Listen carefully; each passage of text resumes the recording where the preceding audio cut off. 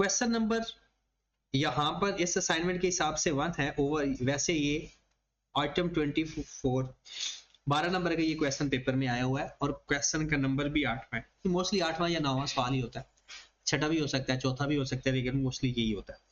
कहता है using weighted average cost of capital. अच्छा, आपने थोड़ा सा वहां पर टाइम सेव करना होता है पेपर, और टाइम कैसे सेव होता है कि जो पूछा है ना उससे बाहर ना जाए। अगर बाहर जाएंगे तो आपको परेशानी होगी, चाहे आई कैप ने अपने सोल्यूशन में बाहर गया भी हुआ तो उसकी खैर है, क्योंकि उसका तो अपना मामला है। हमने बस उतना रखना है जितना कि उसने पूछा हुआ है। लिखा हुआ है यूजिंग वैक, कहता है वैक मेथड इस्तेमाल करो। Recommend which of the two financing option should AL use for the new plant. क्या इस क्वेश्चन के अंदर उसने हमसे एग्जिस्टिंग वैक पूछा है? नहीं पूछा, तो हम भी एग्जिस्टिंग वैक का कुछ नहीं करेंगे। उसने पूछा है कि दो ऑप्शन ऊपर गिवन है, उसमें बेस्ट कौन सी है, और बेस्ट कौन सी होती है? जिसका वैक कम होता है, क्योंकि ये कॉस्ट है तो कॉस्ट कम होती है तो ही। अब उसने हमें पहले अच्छा खासा यहां तक डाटा दिया ताकि हम ना एग्जिस्टिंग वैक फाइंड कर लें, ताकि कुछ तो फाइंड हो, लेकिन हमने वैक फाइंड नहीं करना था। लिखा हुआ है AL is company involved in the manufacturing and sale of home appliance. Below are the extract from its latest annual financial statement. 80 million. अच्छा, जो बाकी चीजें होती है ना, बाकी सारे ऑर्डनरी शेयर्स के अलावा या इक्विटी के अलावा बाकी सारे उनकी मार्केट वैल्यू गिवन होती है, बाकी सबकी मार्केट वैल्यू गिवन होती है, बट जो इक्विटी होता है उसकी फेस वैल्यू गिवन होती है। फाइनेंशियल स्टेटमेंट के अंदर जब भी आपको ये डाटा गिवन है, अगर यहां पर ये जैसे 80 मिलियन गिवन है ना, तो ये इसकी मार्केट वैल्यू नहीं हो सकती, ये इसकी भी मार्केट वैल्यू हो सकती है। अब उसने एक नई चीज दे दी कि आपके पास अर्निंग पर share, sorry earning before tax है 150। अब ये उसने छेड़ने के लिए बात दे दी कि शायद हम इसका कुछ ना कुछ कर लें, या हम में से बहुत सारे लोग कहें कि हाँ जी क्यों गिवन है, इसका भी कुछ करना चाहिए। हमने ये नहीं देखना ये क्यों गिवन है, हमें क्या चाहिए, इस अप्रोच के साथ आगे बढ़ना।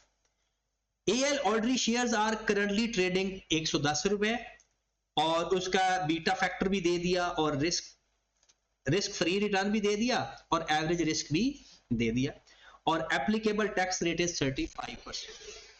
ये डाटा नो डाउट एग्जिस्टिंग वैक फाइंड करने के लिए बेस्ट है, लेकिन एग्जिस्टिंग वैक तो फाइंड ही नहीं करना, तो हम इसको आगे बढ़ते हैं। प्रपोजल है under consideration, AL plans to expand its product line. Product line का पता है किसे कहते हैं? प्रोडक्ट लाइन एक्सपैंड करना चाहता है, एक नई प्रोडक्ट इंट्रोड्यूस करवाना चाह रहा है।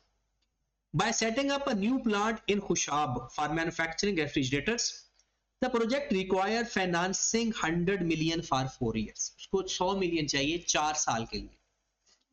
The management is considering the following two option. पहला, issue 13% bond of ₹100 each at par.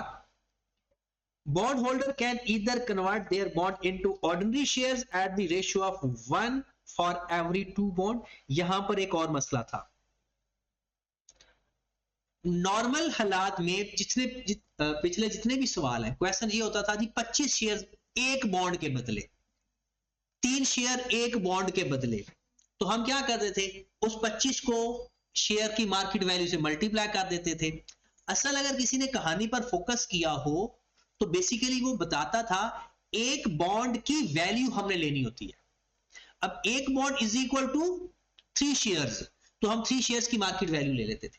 अब क्या है, 2 बॉन्ड 1 शेयर, तो हमने तो एक बॉन्ड की वैल्यू लेनी होती है, 2 बॉन्ड की थोड़ी लेनी है। जब हमने कंपेयर करना है तो इसका मतलब है अगर एक बॉन्ड की बात करेंगे तो कितने नंबर ऑफ शेयर होंगे, 0.5। इसके और भी कई नंबर ऑफ मेथड्स हैं। तो आई कैप की जुबानी कि बहुत सारे बच्चों ने 1 को डायरेक्ट मल्टीप्लाई कर दिया था, हालांकि 1 को मल्टी, क्योंकि 1 तो 2 बॉन्ड के बराबर था, हमने एक बॉन्ड की वैल्यू को आपस में कंपेयर करना।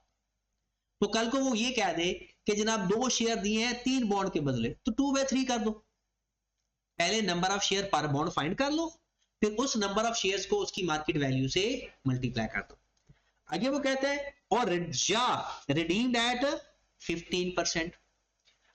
टाइम सेम है, अगर टाइम सेम है तो हम क्या करते हैं, क्योंकि देखें जब आपके पास नई फाइनेंसिंग करनी हो ना, अब आप बड़े हो जाओ, नई फाइनेंसिंग करनी हो ना, तो जो मार्केट वैल्यू है तो वो तो वही गिवन है जो फाइनेंसिंग करनी है, नया पैसा चाहिए। फाइंड अगर करना पड़े तो क्या करना पड़ेगा, केडी। अब केडी फाइंड करने के लिए हमने ये देखना है कन्वर्टेबल बॉन्ड है। अब सबसे इंटरेस्टिंग उसने ये चीज दे दी, चलो ये तो चलो पिछला था ना, पहले ये पहली दफा दे दिया। अब जिसका तुक्का लग गया ठीक है, जिसका तुक्का नहीं लगा ठीक है, फिर भी जिसने सोल्यूशन देखा उसने भी फिर उसको समझा, सवाल ही समझा, सोल्यूशन समझा। और मजे की बात मैं बताऊं, मैंने काफी सारे, क्योंकि मैं इन रहता हूं, मुझे और कोई काम ही नहीं होता वैसे तो सोल्यूशन जो मैंने देखे ना, तो जिस तरह से आए कि आपने इसको सॉल्व किया हो ना, हर बंदे ने उसी की ही अंडरस्टैंडिंग करवाते जा रहे हैं बच्चों को। उनको ये नहीं बता रहे कि ये कंपाउंड इंटरेस्ट का फार्मूला लगाओ आपके पास आई आ जाएगा।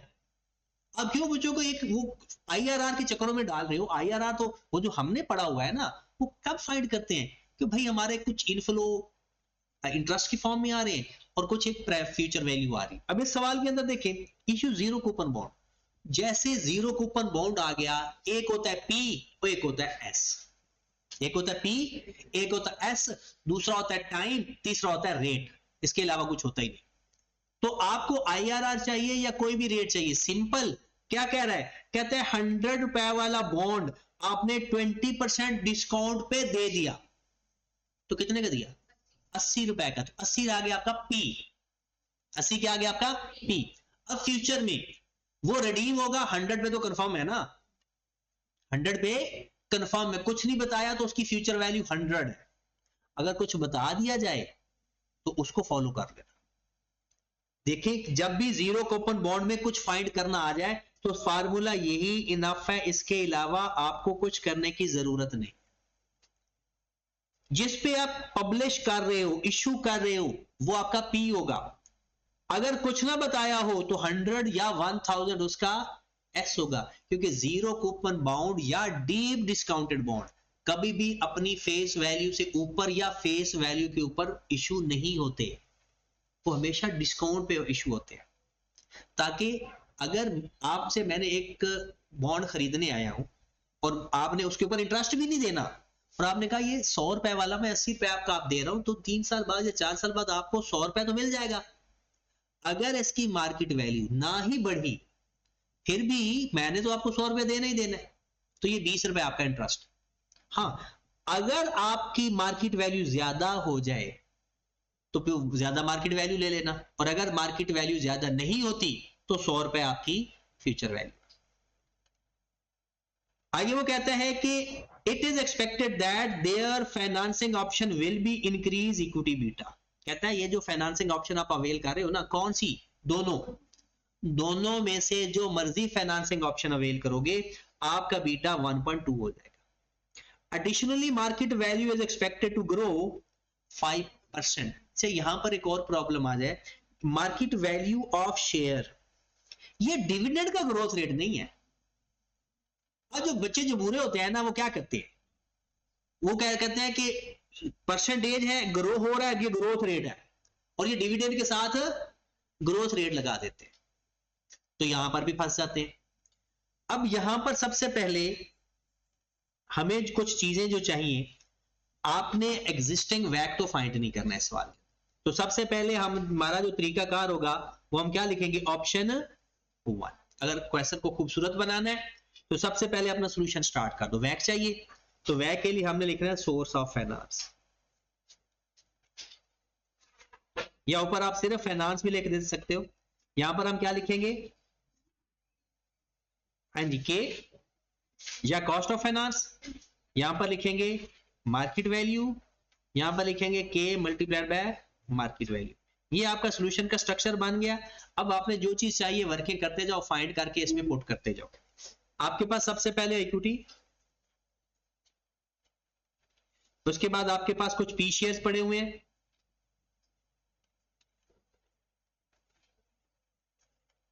उसके बाद नई फाइनेंसिंग क्या है, पहले कन्वर्टेबल बॉन्ड। हाँ जी, इक्विटी की मार्केट वैल्यू आपके पास 110 रुपए है, इक्विटी की मार्केट वैल्यू 110 रुपए है। के ही आपको चाहिए, यहां पर जज्बात में आकर के ई कहीं 1.1 बीटा फैक्टर से ना फाइंड कर लेना। हमारा के ई कैसे फाइंड होगा? 1. वो जो एग्जिस्टिंग वैक के लिए 1.1 है, नई फाइनेंस से करने से हमारा के ई बन जाएगा R F plus beta into R F minus R M minus R F. तो कितना आ गया? आर एफ कितना है? 0.07 प्लस 1.2 इंटू 0.11 माइनस 0.07। ये हमारा के ई आ गया कितना? 11.8%। और बहुत सारे बच्चे जो थोड़े से वीक होते हैं या इसके कॉन्सेप्चुअल इशू होते हैं, वो जल्दी में आकर ना 1.1 के साथ के ई फाइंड कर लेते हैं और वो ये इस्तेमाल कर लेते हैं। अब हमारे पास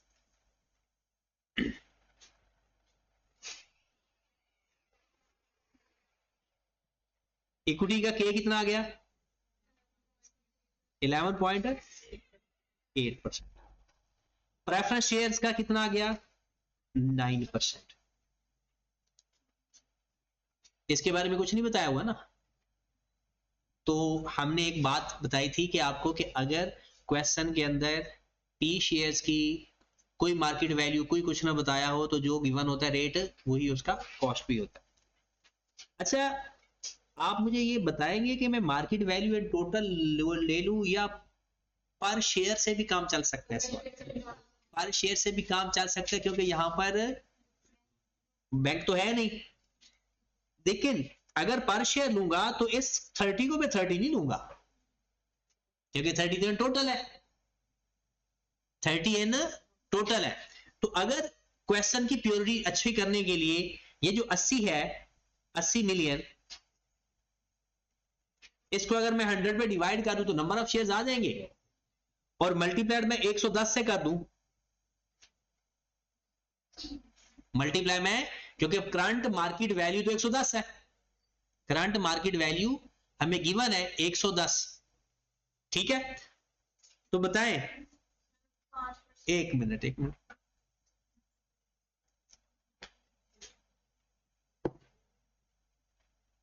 मैं कौन सी ऑप्शन अवेल कर रहा हूं? तो मुझे जो वैल्यू लेनी है करंट मार्केट वैल्यू, वो जो 5% मैंने इंक्रीज करना है वो तो 4 साल बाद इंक्रीज होगी ना, 5% आगे बढ़ने के बाद। आज मार्केट वैल्यू इसकी कितनी है? 110। कहते हैं ordinary shares are currently trading at ₹110 each, तो मार्केट वैल्यू तो 110 है। हाँ जी, तो बताएं कितनी वैल्यू मैं लूं? 80 डिवाइडेड बाय 100 मल्टीप्लाइड बाय 110, कितनी वैल्यू आ गई? 88। पी शेयर्स की मार्केट वैल्यू कितनी है? 30। अब आ जाए, आपको कितना फाइनेंस चाहिए? 100। हाँ जी, बिल्कुल सही कहा। 4 सालों बाद 5% बढ़ता रहेगा ना। हर साल 5% बढ़ता रहेगा 4 साल तक। 4 साल बाद हमने मैच्योर करवाना ना अपना कन्वर्टेबल बॉन्ड। अच्छा, पहले तो ये बात क्लियर हो गई 88 वाली। 30 तो गिवन था, 100 वैसे गिवन है। हमें क्या चाहिए? मेन हमें चाहिए इस कन्वर्टेबल बॉन्ड का केडी। हाँ जी, इसके लिए हमें करनी पड़ेगी वर्किंग नंबर 1 या 2 जो भी होगी, ईयर्स, कैश फ्लो, फिर डिस्काउंट फैक्टर, प्रेजेंट वैल्यू, फिर डिस्काउंट फैक्टर, प्रेजेंट वैल्यू। ये हमारे पास तरीकाकार है। 4 साल है तो बताएं 0 से शुरू करेंगे या 1 से? 0 से। 0 1 2 3 4।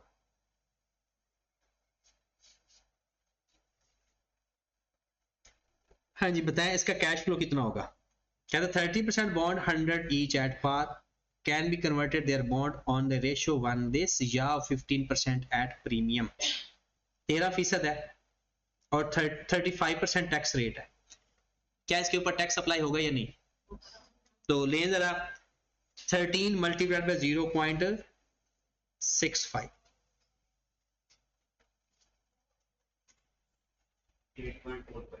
8.45 8.45 8.45 8.45 और फिर यहां पर बताएं कन्वर्टेबल बॉन्ड है तो तैयब कौन सी वैल्यू लेते हैं? हायर ऑफ कन्वर्जन और redemption, higher of conversion and redemption. अब कन्वर्जन वैल्यू कितनी है जनाब? अच्छा अगर सिर्फ कन्वर्टेबल बॉन्ड का आएगा ना सवाल, सिर्फ 10-12 नंबर का, तो हो सकता है ये कन्वर्जन की डेट और रिडेम्पशन की डेट अलग अलग कर दे, फिर हम 2 दफा सवाल हल करेंगे। इसमें तो वो चौथे साल पर रिडेम्पशन भी हो रही है और कन्वर्जन भी हो रही है। तो जनाब 100 मल्टीप्लाइड बाय 1.15 कितना आ गया?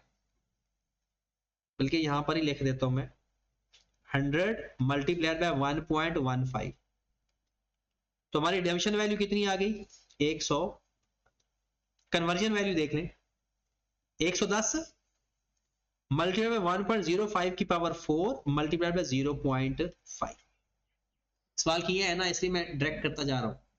110 आज की करंट वैल्यू, हर साल 5% ग्रो करेगी, तो 1 प्लस परसेंटेज की पावर 4, और हर एक शेयर के बदले, यानी 2 बॉन्ड के बदले 1 शेयर है, 2 बॉन्ड के बदले 1 शेयर है, तो यहां पर अगर मैं डायरेक्ट लिखूं तो आपने एक तरीका लिखना है, number of share divided by number of bond, number of shares divided by number of bonds, आप ऐसा लिख सकते हो।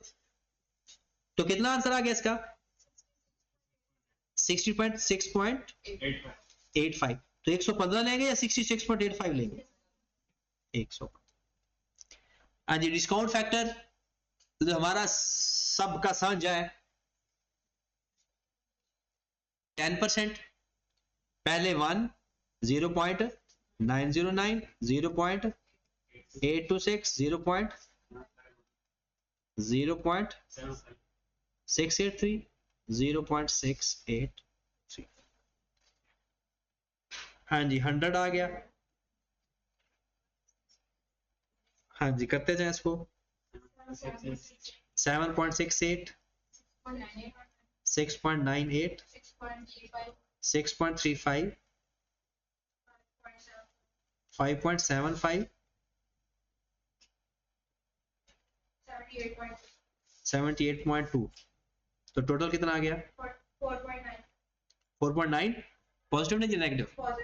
पॉजिटिव। अब हमने अपनी प्रेजेंट वैल्यू को नेगेटिव बनाना है, तो कम करनी है, तो रेट को ज्यादा बनाना पड़ेगा या कम? हमारी प्रेजेंट वैल्यू आ गई पॉजिटिव, अब हम चाहते हैं कि अगली प्रेजेंट वैल्यू नेगेटिव आए, तो रेट कम करें ज्यादा? ज्यादा। तो 14% कर दे, क्योंकि 4.9 है ना, तो 12% भी मुझे लगता है तो काम हो जाएगा, लेकिन सिक्योरिटी के लिए 14% कर दिया कि कहीं काम खराब ही ना हो जाए। 100, हाँ जी 1 डिवाइड बाय 1.14 877 डिवाइड बाय 1.14 769 674 592। और यहां पर बात जल्दी जल्दी में ना वो कहीं नेक्स्ट वैल्यू ना लिख देना। हाँ जी पहले 100 आ गया एज इट इज। हाँ जी 8.45 को मल्टीप्लाई कर दे 0.877 से, 7.41 6.52 5 5.69 5.5 68.08। हाँ जी बताएं कितना आ गया?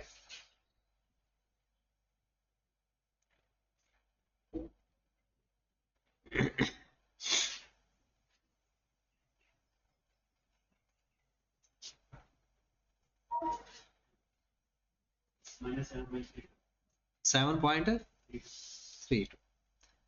तो हमारे पास इसका केडी आ जाएगा lower rate plus lower rate की एनपीवी ओवर लोअर रेट की एनपीवी प्लस हायर रेट की एनपीवी मल्टीप्लाइड बाय 0.14 माइनस 0. ये 10 होगा 10. हाँ जी, कितना आंसर आ गया? कितना? 13.6%। चेक कर ले।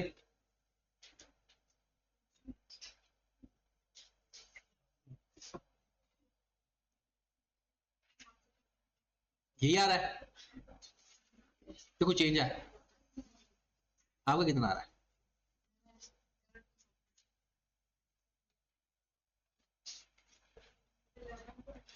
कितना आ रहा है?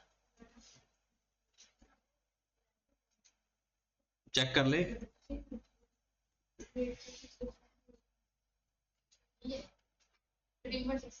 13.6 ही है।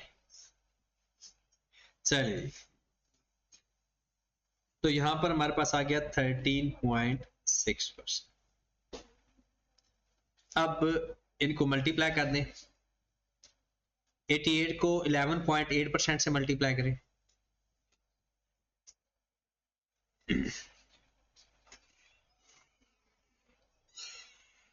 करो जरा, ये तो सिंपल सा है। 88 मल्टीप्लाइड बाई 11.8%। थोड़ा बहुत फर्क पड़ता, ज्यादा नहीं चेंज होता। ठीक है, 11 और 14 से भी 2% का आ रहा है और 10 और 15 से भी 2% कम आ रहा है। क्या मतलब? 11.6 नहीं 14 और 15 से नहीं 14 और 11% से भी यही आ रहा है और 10 और 15 से भी यही आ रहा है। तो इसका मतलब फिर ये गलत किया हुआ है ना। कोई हो सकता है वैल्यू कोई चेंज या पुट करते हुए मसला आ गया, अदरवाइज आंसर ना बराबर ही आता है ऑलमोस्ट। थोड़ा बहुत फर्क पड़ता है, इतना ज्यादा नहीं फर्क पड़ता। कि अगर ये आंसर ये हो सकता है इसकी किसी प्रेजेंट वैल्यू या किसी में कोई ऐसा इशू हो गया हो कि कोई वैल्यू प्रेजेंट वैल्यू गलत लिखी गई हो, कि अगर आपका 11 और 15% से दोनों से सेम आंसर आ रहा है तो इसका मतलब है फिर 14% से भी आंसर वही आना चाहिए। तो यहां पर किसी कैलकुलेशन में इशू हो सकता है कि या तो ये कैलकुलेशन में मसला, कहीं ना कहीं मसला हो सकता है, अदरवाइज आंसर में 2% का नहीं फर्क आता, थोड़ा बहुत फर्क आ सकता है। क्योंकि अगर 11.6 से 11.8% आ रहा है ना तो ये तो अच्छा खासा फर्क है। इस मुझे लगता है कि प्रेजेंट आपने 10% से तो सब नहीं किया होगा, वो 4.9 है। तो 14% से पहले इसका डिस्काउंट फैक्टर चेक करें, फिर मल्टीप्लाई करके चेक कर लेंगे तो वो देख लेना। तो हो सकता है उस वहां पर कोई इश्यू आ गया। क्या इसका 11.6 है? ला जी, हो गया ठीक। हाँ,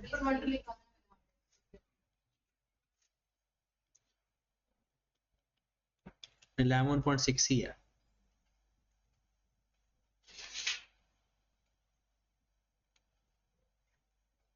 चले, मामला जल्दी हल हो गया हमारी जंग की तरह। 88 का कितना गया? 10.384। 30 का 9% 2.7 और 100 का 11.6 11.6। टोटल कर लें इसका भी और इसका।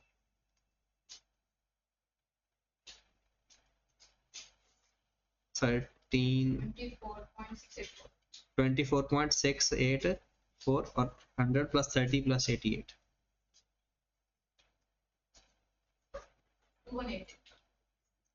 तो आपका वैक आ गया। फार्मूला तो याद है ना, डिवाइडेड बाय 218 मल्टीप्लाई बाय।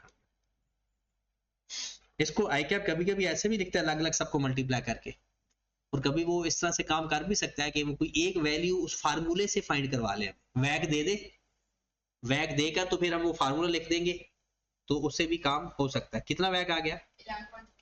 11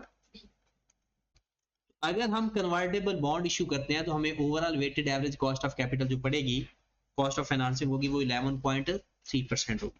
अच्छा, ये तो बात कंफर्म होती है कि आई कैप एक चीज इतनी बड़ी वर्किंग कन्वर्टेबल बॉन्ड की करवा के दूसरी इतनी बड़ी वर्किंग नहीं करवाएगा। अब दूसरा सिंपल सवाल था, दूसरे का हमें जब दूसरी ऑप्शन अवेल करेंगे ऑप्शन 2, उसमें पहले वाला इक्विटी भी वही रहेगा, पी शेयर्स भी वही रहेंगे, और जो जीरो कूपन बॉन्ड है बस वही चेंज होना है। इक्विटी का आपके पास जो केडी गिवन केई गिवन था वो कितना था, 11.8%, और ये वैल्यू थी 88, ये था 9% और ये वैल्यू थी 30। इसमें कोई फर्क नहीं आना, और इस पर भी कोई फर्क नहीं आना, मसला आना है सिर्फ इसके ऊपर। अब इसमें उस वो देखते हैं हम, कहते हैं जीरो कूपन बॉन्ड आपने 100 का इशू किया एट द रेट ऑफ 20%, इसका मतलब है पी आपका कितना है 80। Bond holder can either convert each bond into one ordinary share या redeemed at par at the end of 4th year. कहता है या तो 100 रुपए का वापस रिडीम हो जाएगा या एक शेयर आपको मिल जाएगा एक बॉन्ड के बदले। चलो एक शेयर लेके देखते हैं।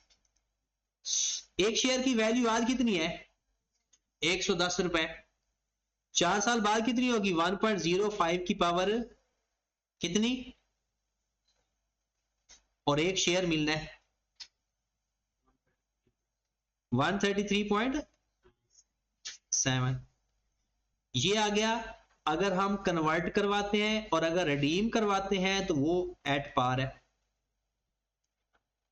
तो क्या वैल्यू आ जाएगी यहां, सॉरी फ्यूचर वैल्यू कितनी आ जाएगी, जीरो कूपन बॉन्ड के लिए इसके अलावा आप किसी फार्मूले की तरफ ना जाना। फ्यूचर वैल्यू 100 लू या 133.7 लू, 133 पॉइंट, और पी कितना है 100 नहीं होगा। जीरो कूपन और डीप डिस्काउंटेड बॉन्ड में पी हमेशा कम ही होता है फेस वैल्यू से। 1 + i मैंने फाइंड करना है और 4 साल का टाइम है। तो इस सिवाय इसके कि आप इसके ऊपर भी IRR लगाने की कोशिश करें, सिंपल आप लोग इस फार्मूले में पुट करेंगे हमारा आई आ जाएगा। कितना आ गया,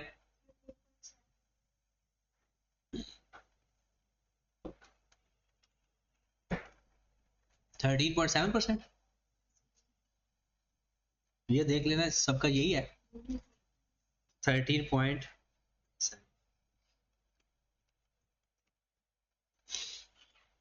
हाँ जी, क्या आप सिर्फ यहां से देखकर बता सकते हो कि इसका वैक कम होगा। देखिए यहां पर हमने देखा 11.8 और 9% तो सेम है। इसका बॉन्ड का कितना पड़ रहा था हमें 11.6%, और यहां पर देखिए इसका कितना पड़ रहा है 13.7%। इसका मतलब इसका कॉस्ट ऑफ कैपिटल ज्यादा आएगा एज कंपेयर टू, क्योंकि वैक होता है वेटेड एवरेज। अब करके भी देख लेते हैं, इनको मल्टीप्लाई करें कितना आ रहा है 10.384, 2.7 और 100 का 13.7। इसका प्लस करें क्योंकि ये तो 218 ही आएगा। इसका टोटल कितना आ गया 10 और 2 12 25 7 8। तो इसका वैक आ गया जनाब 26.784 डिवाइडेड बाय 218 मल्टीप्लाइड बाय 100, कितना। तो हमारी रिकमेंडेशन क्या है, जीरो कूपन बॉन्ड पब्लिश करे, इशू करे, या कन्वर्टेबल बॉन्ड इशू कर दे। तो हम रिकमेंडेशन में लिखेंगे क्योंकि वैक इसका कम आ रहा है तो कन्वर्टेबल बॉन्ड उसको इशू कर देनी चाहिए। सवाल लाजमी किया करो, चाहे यहां पर आप बहस कर सकते हो, बट जब आपको सवाल दिए जा रहे हो तो, क्योंकि एक दो बच्चे तो ऐसे होते हैं जिन्होंने पूरे सवाल करने ही होते, तो बाकी लोग भी पूरे किया करें ताकि ना जो कुछ परेशानी वाली बातें आए और जो प्रोफेशनल जजमेंट वाली बातें हो तो वो साथ साथ पता चल जाए। क्वेश्चन नंबर 2,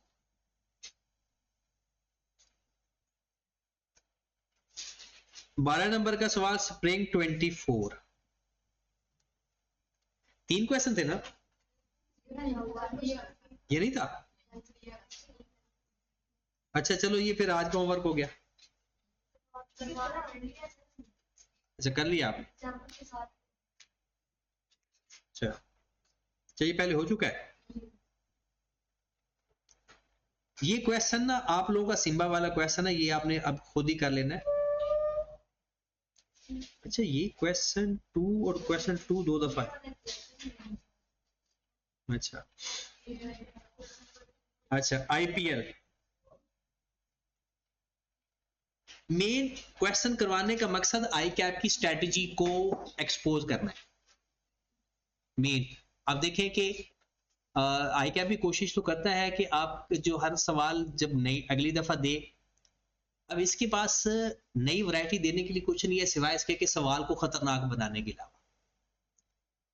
अब इसमें 7 नंबर का सवाल था, compute IPL weighted average cost of capital of existing business. फिर वो कहता है calculate the impact of new business of IPL existing वैक। हम सिंपल ये कहेंगे कम हो गया या ज्यादा हो गया, नया वैक फाइंड कर लेंगे और बता देंगे कि वैक कम हो गया या ज्यादा। आगे कहते हैं also discuss effect of the revised वैक ऑन ओवरऑल मार्केट वैल्यू।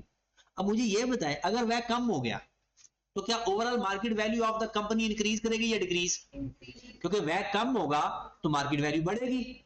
जाहिर सी बात है कॉस्ट कम आ रही है किसी भी चीज की, और वैसे भी कॉस्ट ऑफ कैपिटल है रेट ऑफ इंटरेस्ट और मार्केट वैल्यू है प्रेजेंट वैल्यू। ये तो बात मैंने आपको पहले दिन ही बता दी थी कि प्रेजेंट मार्केट वैल्यू किसी भी चीज की हो वो प्रेजेंट वैल्यू ही होती है। अब रेट ऑफ इंटरेस्ट और प्रेजेंट वैल्यू का आपस में इनवर्स रिलेशन है। अगर कॉस्ट ऑफ कैपिटल कम होता है तो मार्केट वैल्यू ऑटोमेटिकली बढ़ेगी। तो हमने भी ये एक सेंटेंस लिखना है और इस सेंटेंस से आई कैप बड़ा खुश हो जाता है। मेन आई कैप की खुशी की इंतहा तब होती है कि जब जो उसने पूछा हो आपने वही बताने की कोशिश की हो, उसमें कमी कोताही गलती हो सकती है वो माफ कर देगा।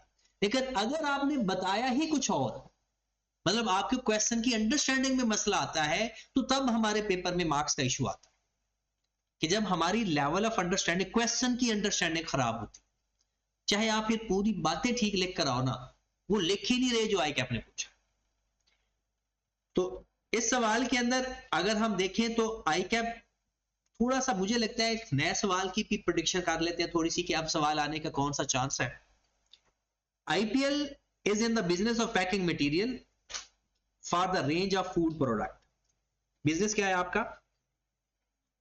फूड प्रोडक्ट का packing material. Following information has been extracted, क्योंकि एग्जिस्टिंग वैक फाइंड करना है तो फॉलोइंग इंफॉर्मेशन भी इंपॉर्टेंट है।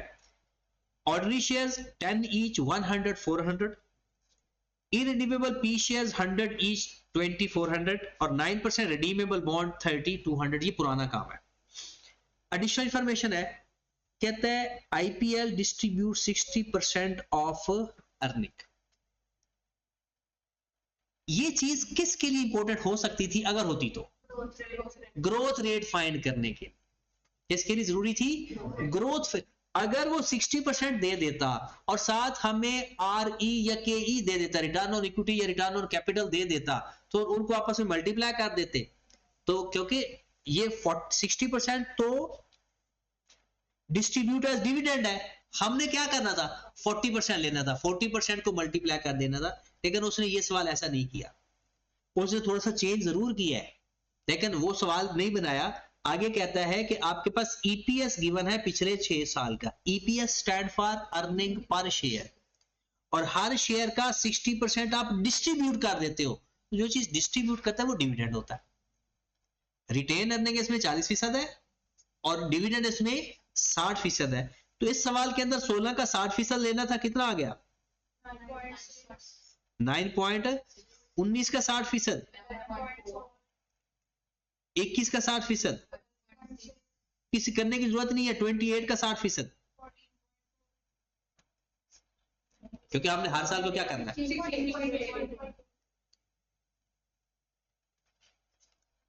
क्योंकि हमें पहले साल का चाहिए और आखिरी साल का चाहिए बस। क्योंकि dn over d not multiply की पावर 1 ओवर n माइनस 1 करना है ना, तो हमारे पास आंसर आ जाना था 16.8 divided by 9.6 whole power 1 over 6 साल है टोटल, 5 माइनस 1 कितना आ गया? 11.84%। अगर वो ये नीचे वाला डाटा ना देता, इस 60% के साथ क्या देता कि रिटर्न ऑन इक्विटी आपके पास इतना है, तो उसको कैसे मल्टीप्लाई करते? 60% से या 40% से? 40%, तो हमारा फिर भी ग्रोथ रेट आ जाना था, लेकिन उसने ऐसा नहीं करवाया। यहां से के ई मिल जाएगा, के ई मिलने से और ग्रोथ रेट मिलने से, डिविडेंड मिलने से हमारे पास मार्केट वैल्यू है। सवाल का सॉल्यूशन सवाल के अंदर ही होता है। एक और उसने चेंज की, वेयर मार्केट रिस्क प्रीमियम 5%।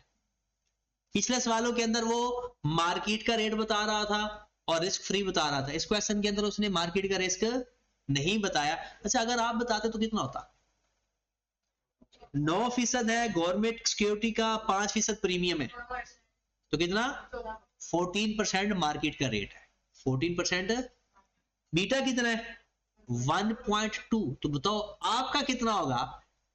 इन देखें, रेट आ गया 9% रिस्क फ्री, 5% प्रीमियम, तो 14%। बीटा है 1.2, तो आपका जो रेट निकलेगा वो 14% से भी ऊपर जाएगा। भला क्यों? रिस्क ज्यादा है। रिस्क अगर 1 होता तो आपका 14% रेट आना था, जो मार्केट का है आपका भी वही रिस्क है। अगर बीटा 1% से कम होता, 1 से, तो 14 से आंसर कम आना था, मार्केट से रिस्क आपका कम होना था। और अगर 1.2 है तो मार्केट से रिस्क ज्यादा आएगा। और आपने फाइंड तो कर लिया होगा, के ई कितना फाइंड हुआ है? पूरा पूरा 15% के ई आ गया। उसके बाद वो कहता है कि IPL has ₹20 as per annual dividend on each P shares every year. The current market price is 185। देखिए, पी शेयर की अगर मार्केट वैल्यू ना होती तो मैं तो काम ही आसान था। अब हमें केपी भी फाइंड करना पड़ेगा। अगर ये मार्केट वैल्यू ना होती तो केपी कितना होता भला? बल्कि उसने गिवन ही नहीं किया हुआ। आगे वो कहता है 9% redeemable bond will be redeemed at 15% premium. The market price of these bond is 110 each. Current market price 10% applicable rate, sorry वो 30% है टैक्स का एप्लीकेबल रेट। तो पहले तो एग्जिस्टिंग वैक का ही उसने सारा डाटा दिया हुआ है। एग्जिस्टिंग वैक में कितने सोर्स ऑफ फाइनेंस है? 3 सोर्स।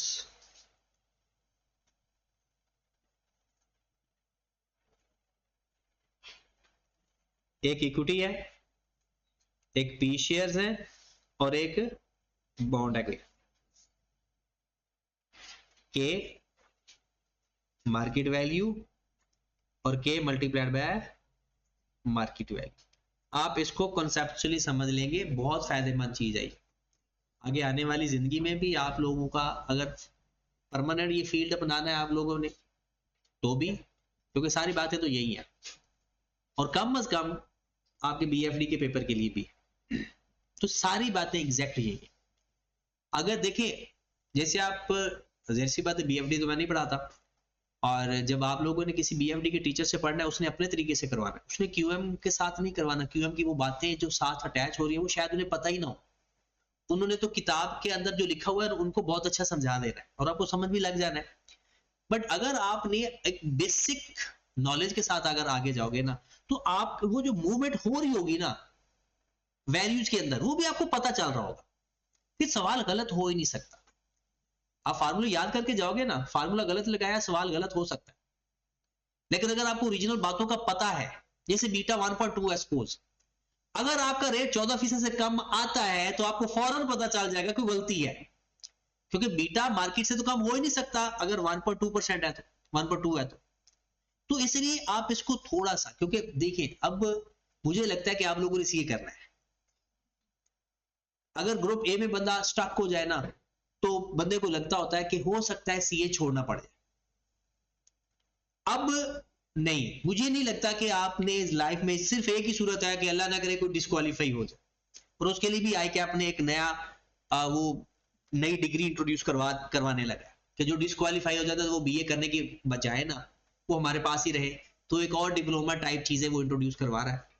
और ये कह रहा है कि अगर आप डिस्क्वालीफाई हो जाते हो तो ये डिप्लोमा करके वो आपके पेपर एग्जाम्प्ट हो जाएंगे, तो फिर आप सी में दोबारा जिंदा हो जाएंगे। लेकिन वो एक बहुत लंबा खेल है। लेकिन अगर आपने डिस्क्वालीफाई होने तो पता है कितने साल बाद, 5 साल बाद डिस्क्वालीफाई होगा। तो 5 साल तक बहुत इनफ टाइम है कैफ के अंदर 8 पेपर के लिए, तो डिस्क्वालीफाई वाली साइड पर तो जाओगे नहीं, तो फिर सीए करना ही है। तो सीए करना है ना, तो फिर ना इसको अब ना पर्सनली पढ़ना शुरू कर दो, क्योंकि ये आपका कैरियर है, प्रोफेशन है, ये चीजें आपने अपनी लाइफ के अंदर इस्तेमाल भी करनी है।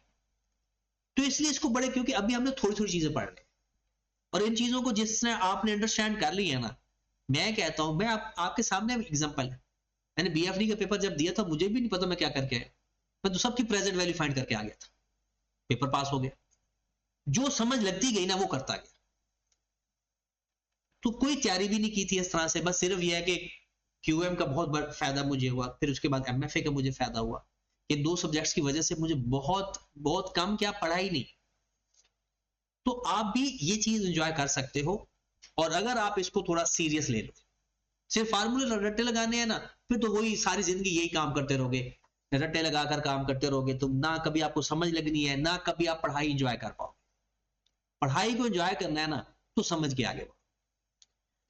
अब इस सवाल के अंदर देखिए, इक्विटी हमारे पास के ई आप लोगों ने फाइंड कर दिया 15% इस फार्मूले से, और मार्केट वैल्यू फाइंड किया आपने इस फार्मूले से। मार्केट वैल्यू किसके बराबर है? डी इंटू 1 प्लस जी ओवर के ई माइनस, याद आ गया फार्मूला? डी कौन सा लेते हैं बोला? लास्ट ईयर का 16.8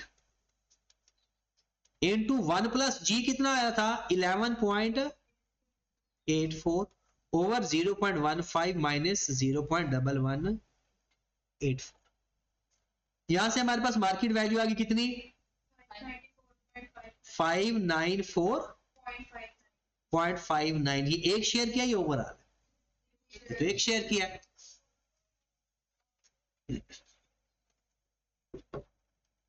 अगर आपके पास, क्योंकि सारी वैल्यू पर शेयर में तो गिवन है, तो आप ये वैल्यू ले सकते हैं, क्योंकि पी शेयर का भी पर रेट गिवन है, इसकी भी मार्केट वैल्यू गिवन है, तो आप चाहो तो पर शेयर वैल्यू के हिसाब से सवाल कर सकते हो। तो 594.5,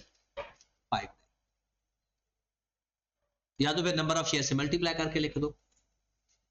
पी शेयर्स, अब पी शेयर्स में उसने हमें ये डाटा दे दिया केपी फाइंड करने के लिए।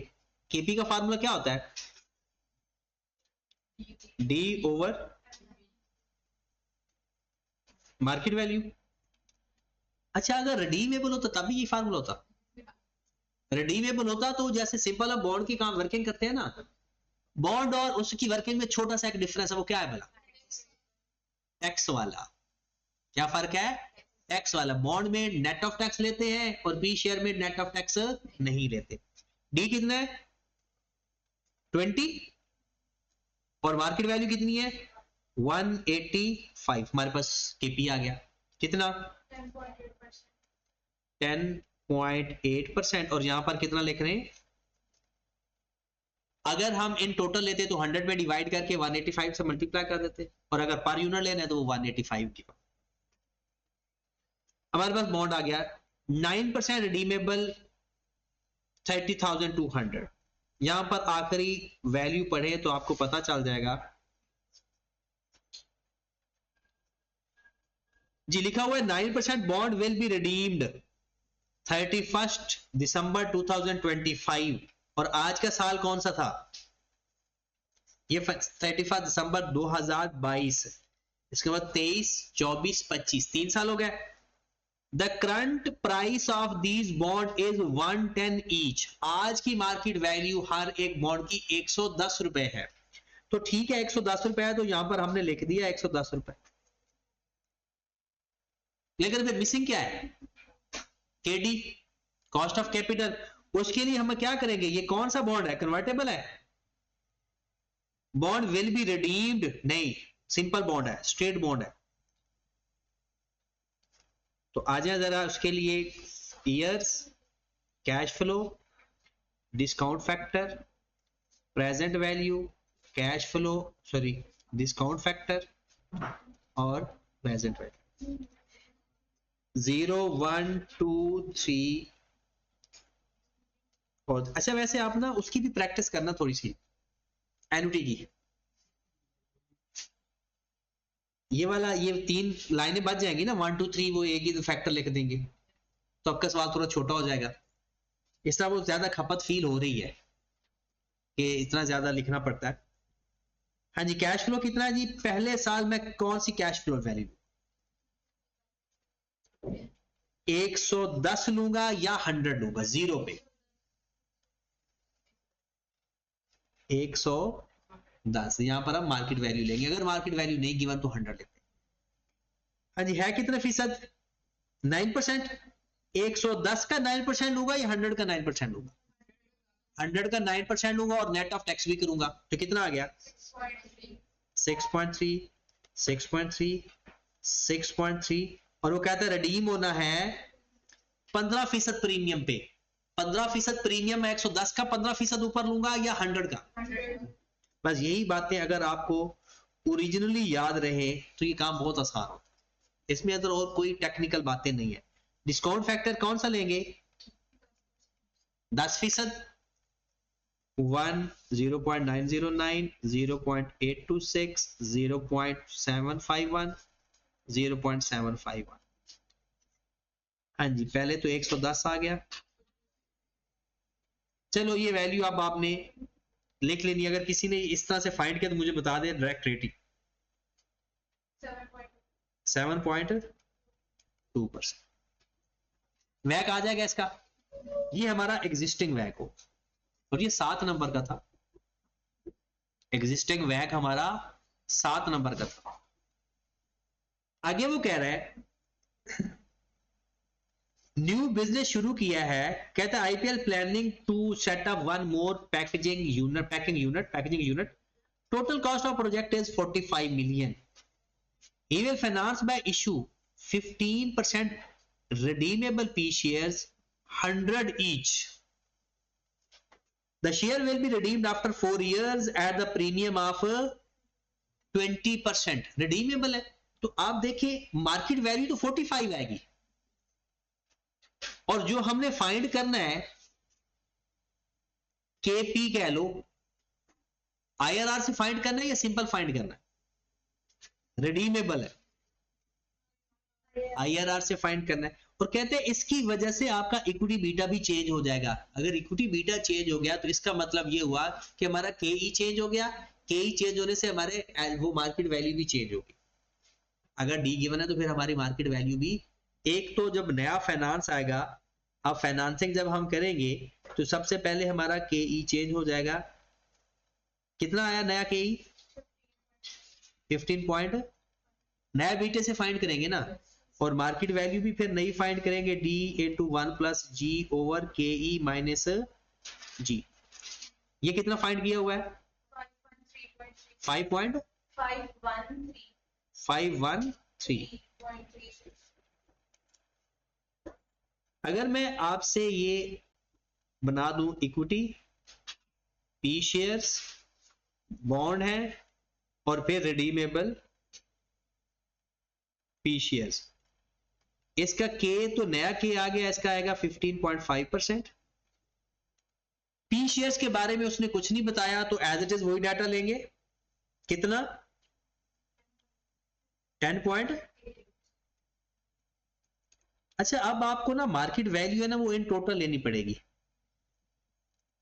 भला क्यों? क्योंकि 45 मिलियन इन टोटल है, तो अब सबकी मार्केट वैल्यू भी इन टोटल। मैं लिख देता हूं मार्केट वैल्यू इन टोटल। हाँ जी, इस बॉन्ड के ऊपर कोई फर्क पड़ेगा? पुराने बॉन्ड के ऊपर, ये जो ऑलरेडी रिडीमेबल बॉन्ड पड़ा हुआ है, इसके ऊपर कोई फर्क नहीं पड़ना। इसको एज इट इज लिख लिया करो। आई कैप इसको ना इकट्ठा करके करता है, वो थोड़ा टाइम ज्यादा लगेगा। हमने उसका के कितना है? 7.2%, और इसका हमने के अभी फाइंड कर। मार्केट वैल्यू आप देख लें, पहले आपके पास कितनी थी? 100, 400 रुपीज एंड 1000 में लिख लो। 100, 400 डिवाइडेड बाय 10 ईच था, 10 पे डिवाइड कर देंगे और नई मार्केट वैल्यू पर शेयर से मल्टीप्लाई कर देंगे 513.36, एक वैल्यू आ जाएगी। पी शेयर पे आ जाए 2400, 2400 डिवाइड बाय 100 ईच है, मल्टीप्लाई बाय 185। इसकी मार्केट वैल्यू 110 रुपए है। 30 200 डिवाइड बाय 100 मल्टीप्लाई बाय 1, इन सब की मार्केट वैल्यू आ गई। इसके लिए एक स्पेशल केस बनता है। यहां पर तो 45 मिलियन आ गया ना, बल्कि इन 1000 है तो 45,000। यहां पर एक स्पेशल केस बनेगा, कितने सालों के लिए है ये? 4 सालों के लिए। तो जब 4 साल में लिखूंगा ईयर 0 1 2 3 4 4 और यहां पर मैं कैश फ्लो लूंगा तो कितने परसेंट पे बॉन्ड इशू हो रहा है? नया बॉन्ड कितने पे? 15% पे। कहता planning is total project is 45 to finance issue 15% redeemable. तो यहां पर कितना है? 100 आ जाएगा। यहां पर भी 15, यहां पर भी 15, यहां पर भी 15, यहां पर भी 15 और यहां पर 120। अब यहां पर टैक्स हमने नेट नहीं किया, क्योंकि पी शेयर्स के अंदर चाहे वो रिडीमेबल हो चाहे वो इरिडीमेबल हो, उसमें टैक्स नेट आगे सारा वही है। डिस्काउंट फैक्टर लेंगे, फिर प्रेजेंट वैल्यू लेंगे, फिर डिस्काउंट फैक्टर लेंगे और फिर प्रेजेंट वैल्यू लेंगे। इसका एक और तरीका भी है, सॉल्व फॉर एक्स वाला, वो भी कर सकते हो। अगर आपको याद हो IRR फाइंड करने का ये भी तरीका हमने सीखा है कि present value of inflow is equal to present value of outflow. वैसे घर बैठ के अगर वेले बैठे हो ना तो एक काम कर लेना कि यहां पर ये जो है ये प्रेजेंट वैल्यू ऑफ आउटफ्लो है। तो एक तरह की आपने ऐसा करना है कि 15/1 प्लस आई की पावर 1, 15/1 प्लस आई की पावर 2, 15/1 प्लस आई की पावर 3, बल्कि इसको कर लेना 135 इज इक्वल टू 100। इसको सॉल्व फॉर एक्स करना, आपके पास IRR आ जाएगा। लेकिन हो सकता है एग्जामिनर को ये तरीका ना आता हो, तो इसलिए हम वो फार्मूला सिर्फ ये जो टेबल बनाते हैं ना, ये सिर्फ अपने ना सोल्यूशन को हैंडसअप बनाने के लिए बनाते हैं। अदरवाइज ये सवाल आप लोगों का कैलकुलेटर भी हल हो जाता है। और ये तरीका तो हमने पढ़ा ही हुआ है ना, क्यूएम के अंदर यही तो पढ़ते थे। Present value inflow is equal to present value outflow, इसको सॉल्व फॉर एक्स कर लो, आपका IRR आ जाएगा। और ये तरीका ये नहीं कि गलत है, ये भी काबिले कबूल है, लेकिन ये मुझे आज तक किसी किताब में नहीं मिला। ये सिर्फ कैलकुलेट, लेकिन ये कर लेना अगर टाइम की बचत है, बचत चाहिए तो। अच्छा, ये हमारा ना कॉस्ट ऑफ फाइनेंस हो गया कंप्लीट ऑलमोस्ट। इसमें एक चीज रह गई वाइटियां, जो हमने कल पढ़ना और कोशिश करेंगे कल खत्म हो जाएगा। शायद इसके ऊपर 2 लेक्चर लगे या 1 लेक्चर। ठीक है, तो ये चैप्टर अब आपने ना मुझे हफ्ते को इसका देना टेस्ट।